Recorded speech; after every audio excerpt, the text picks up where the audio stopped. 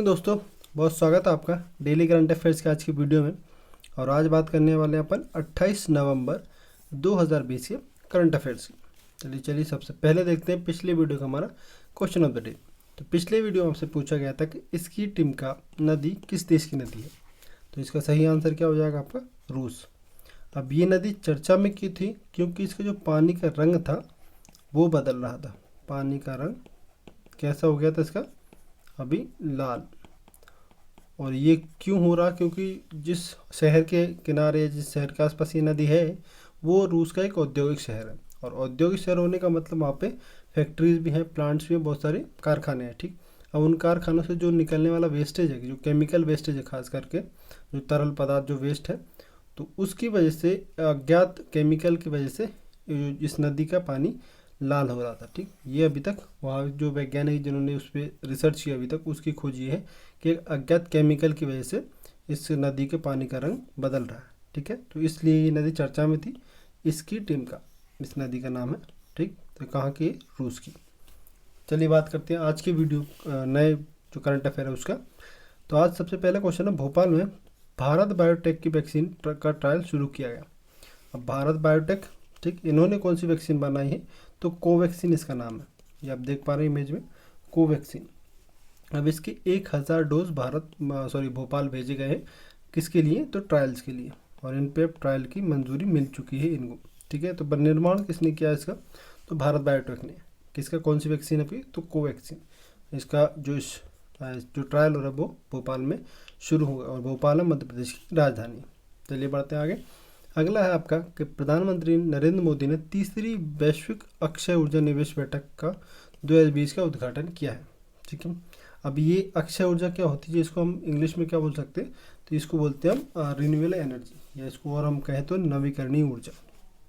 नवीकरणीय ऊर्जा वो ऊर्जा जो निम्न इनसे प्राप्त होती है। कौन कौन सी, सौर ऊर्जा, पवन ऊर्जा, ये पवन चक्की के माध्यम से जो एनर्जी हम जनरेट करते हैं वो, ज्वार भाटा, जो समुद्र में ज्वार भाटा आता है वहाँ पे जो टरबाइन लगा के जो हम बिजली या इलेक्ट्रिसिटी बनाते हैं वो, और जियोथर्मल, जो ज़मीनी गतिविधियों से या भू गतिविधियों से जो ऊर्जा प्राप्त होती है वो ऊर्जा। अब ये ऊर्जा वो ऊर्जा जो कभी ख़त्म नहीं हो सकती। ठीक है, ये अनंत है, इनका कोई अंत नहीं, ये वो ऊर्जा है। ठीक है, और तो इनके लिए एक बैठक, ये तीसरी वैश्विक बैठक थी, उसका उद्घाटन किसने किया, तो हमारे प्रधानमंत्री मोदी जी। ठीक, थर्ड ग्लोबल री इन्वेस्टर समिट। ठीक, तो 26 से लेकर 28 नवंबर तक, कहाँ पे, तो नई दिल्ली में। ठीक, चलिए अगला क्वेश्चन देखते हैं। अगला है आपका कि 26 नवंबर को संविधान दिवस मनाया था।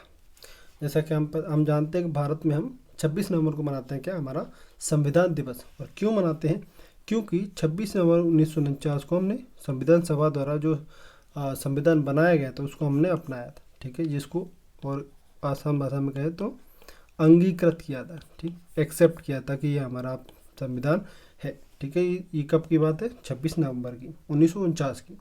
और इसको जो अपनाने के बाद जो लागू किया गया था पूर्ण रूप से, वो हुआ था आपका 26 जनवरी 1950 को। और इसी को मनाते हैं हम गणतंत्र दिवस हमारा।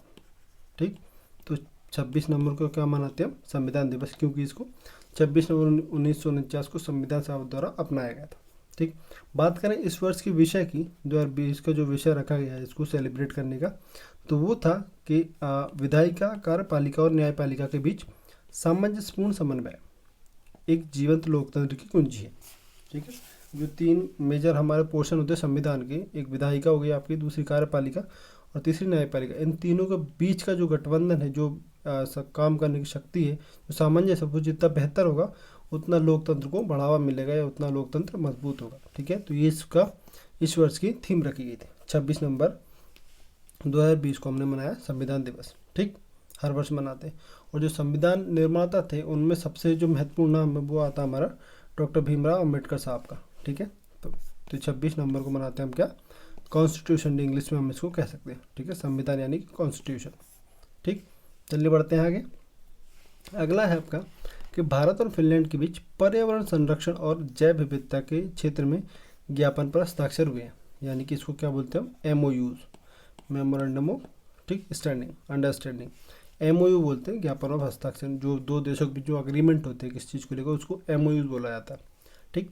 तो फिनलैंड के बीच में अभी हमने कौन से उस क्षेत्र में पैक्ट किया है, तो पर्यावरण संरक्षण और जैव विविधता, यानी कि एनवायरनमेंट कंजर्वेशन और आपका बायोडाइवर्सिटी, जैव विविधता यानी बायोडाइवर्सिटी। ठीक। अब बात करें फिनलैंड की, तो फिनलैंड की जो राजधानी है वो है आपकी हेलसिंकी, और इसकी जो प्रधानमंत्री वो है आपकी सना मरीन।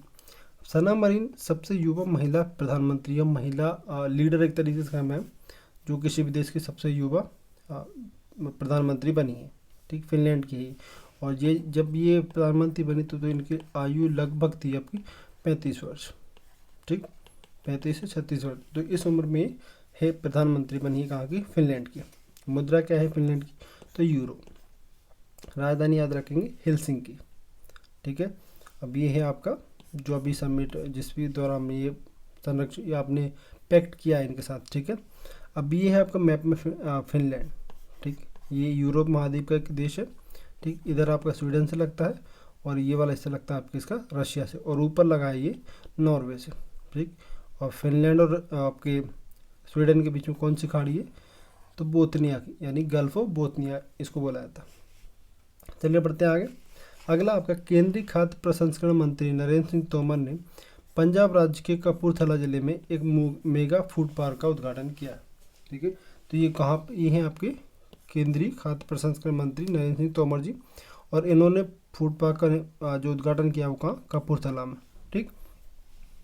अब इसकी पंजाब की बात करें तो राजधानी क्या है इसकी, चंडीगढ़। राज्यपाल कौन है, तो वीपी सिंह बदनौर, और मुख्यमंत्री कैप्टन अमरिंदर सिंह। और इसके अलावा विधानसभा की 17 सीटें हैं, लोकसभा की 13 और राज्यसभा की इनके पास 7 सीटें। चलिए आगे बढ़ते हैं। अगला है आपका महिलाओं के खिलाफ हिंसा के उन्मूलन के लिए अंतर्राष्ट्रीय दिवस 25 नवंबर को मनाया जाता है। ठीक, जो क्राइम अगेंस्ट वुमन होते हैं, जो महिलाओं के खिलाफ जो हिंसा होती है उसके उन्मूलन के लिए हर वर्ष हम मनाते हैं इसका 25 नवंबर को दिवस। ठीक, अब इसको इंग्लिश में क्या कहते हैं, तो international day for the elimination of violence against woman. ठीक, जो महिलाओं के खिलाफ जो हिंसा होती है उसको उन्मूलन के लिए एक दिवस मनाते हैं हम, तो 25 नवंबर को मनाया जाता है। और इस वर्ष का विषय या थीम क्या थी, तो ये थी fund, respond, prevent and collect. ठीक, ये 4 मुद्दे थे इस वर्ष की। इस थीम को रखकर ये वर्ष सेलिब्रेट किया गया, ये दिन आज के बाद 25 नवंबर को ये दिन मनाया गया। चलिए अगला देखते हैं। अगला है आपका पीलीभीत टाइगर रिजर्व में पहली बार अंतर्राष्ट्रीय पुरस्कार TX2 जीता है। ठीक है। अब ये पुरस्कार क्यों दिया जाता है, ये दिया जाता है कि जो बाघ संरक्षण के खिलाफ, बाघ संरक्षण के लिए बेहतर काम करने के क्षेत्र में, बाघ संरक्षण के बेहतर काम करने के क्षेत्र में अब जो है ये पीलीभीत टाइगर रिजर्व, इन्होंने की है लगभग बाघों की संख्या दोगुनी हो गई इनके पास 4 वर्ष के अंतराल में, दोगुनी से भी ज़्यादा 4 वर्ष में।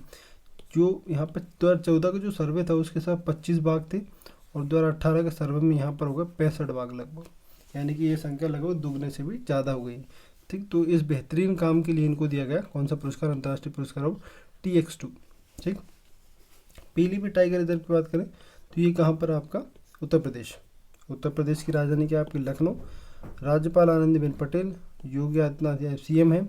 ये चलती है द्विसदनात्मक यहाँ पर पद्धति है, द्विसदनीय मतलब यहाँ विधान परिषद भी है और विधानसभा भी है। तो विधानसभा की 403 सीटें, विधान परिषद की 100 सीटें, आपके राज्यसभा में 31 और लोकसभा में 80 सीटें आती हैं। ये है आपका पूरा पीलीभीत टाइगर रिजर्व। ठीक, तो ये इसको मिला है कौन सा, TX2 पुरस्कार। चलिए आगे देखते हैं। अगला आपका जल्लीकट्टू फिल्म, एक मूवी है आपकी जल्लीकट्टू, को ऑस्कर के लिए भारत की आधिकारिक प्रविष्टि के रूप में चुना गया, यानी कि आधिकारिक फिल्म है जो ऑस्कर में इसको एंट्री मिली है। ठीक, अब एक तरीके से नॉमिनेशन ही चल रहा है, तो ये एक फिल्म है जो भारत की तरफ से जाने वाली, जल्लीकट्टू।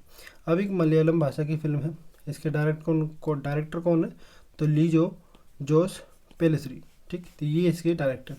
अब एक जल्लीकट्टू जो है वो एक खेल है। ठीक है, ये कहाँ का, तमिलनाडु राज्य का। ये इसको बुल चेसिंग एक तरीके से खेल है, इसमें एक सांड या बैल जो होता, ठीक, उसको केंद्र में रखकर पूरा खेल खेला जाता। तो ये है आपका कुछ, आपको जो मूवी है उसका ट्रेलर या उसका जो टीज़र है वो। ठीक, और ये वो खेल जो इस प्रकार खेला जाता है, काफ़ी सारे लोग रहते हैं और एक सांड या एक बुल होता जिसको पकड़ा जाता है, जिसको बचने की कोशिश की जाती है, ठीक है, जब वो भागता है इधर उधर। तो ये पूरा एक बेसिकली खेल होता है। कहाँ पे? तो तमिलनाडु राज्य। बात करें तमिलनाडु की, तो तमिलनाडु राज्य की राजधानी क्या है? चेन्नई। जो राज्यपाल है बनवारीलाल पुरोहित जी हैं, और मुख्यमंत्री हैं आपके ई के पलानीस्वामी। विधानसभा में 234 सीटें हैं, लोकसभा में 39 और राज्यसभा में 28 सीटें। ठीक, तो जल्लीकट्टू नाम याद रखेंगे, खेल भी पूछ लिया जाता है, किस राज्य से संबंधित है? तमिलनाडु से। ठीक, अगला है आपका कि इजराइल के प्रधानमंत्री बेंजामिन नेतन्याहू और यूएई के क्राउन प्रिंस मोहम्मद बिन जायद अल नहयान को 2021 के लिए जो नोबेल पुरस्कार उसके लिए नामित किया गया। ठीक है, तो हाल ही में इनको नॉमिनेट, जिसको हम कहते हैं इंग्लिश में नामित करना। ठीक है, नॉमिनेट, तो नॉमिनेट किया गया इनको 2021 के नोबेल पुरस्कार के लिए, शांति के जो नोबेल पीस अवार्ड होता है उसके लिए। ठीक है, अब ये हैं आपके इजराइल के प्रधानमंत्री और ये हैं यूएई के क्राउन प्रिंस मोहम्मद बिन जायद अल नहयान। ठीक, अब देखते हैं आज का क्वेश्चन ऑफ द डे। आज का क्वेश्चन दे रहा आपके लिए कि वर्ष 2023 के लिए G20 शिखर सम्मेलन की मेज़बानी किस देश को मिली है। ठीक, तो G20 जो शिखर सम्मेलन 2020 की हम बात करें, ये किस देश ने इसकी अध्यक्षता की, ये किसकी मेज़बानी थी? तो सऊदी अरब, या सऊदी अरेबिया जिसको हम कहें। तो ये 2020 की इन्होंने की मेज़बानी, और 23 की मेज़बानी किसको मिली, कौन से देश है? तो इसका आंसर आपको कमेंट बॉक्स में बताना है। ठीक है, वीडियो आपको कैसी लग रही है, वीडियो में क्या हम सुधार कर सकते हैं, क्या गुंजाइश है, तो वो भी आप कमेंट बॉक्स में ज़रूर दें। ठीक, वो भी आपका उस पर काम किया जाएगा। ठीक है, इसके अलावा आपको जो वीडियो की PDF है वो दोनों ग्रुप में मिल जाती है, व्हाट्सएप और टेलीग्राम ग्रुप। ठीक, कल मिलते हैं एक नए वीडियो के साथ, तब तक अपना ध्यान रखिएगा। धन्यवाद।